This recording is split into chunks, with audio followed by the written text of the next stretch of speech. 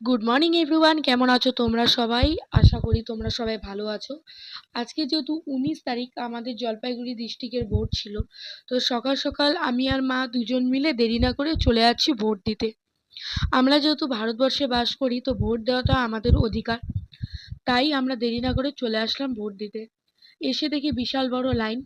লাইনে দাঁড়িয়ে থাকতে থাকতে দেখি সামনের কাকিমারা মাঝখানে ৩-৪ জন মহিলাকে আরো ঢুকিয়ে দিল।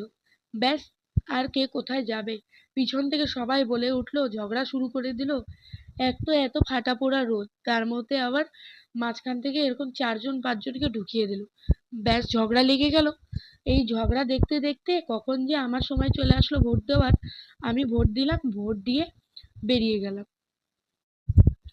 এই যে দেখছো, এইটাই হচ্ছে আমাদের এখানকার ভোট দেওয়ার লাইন।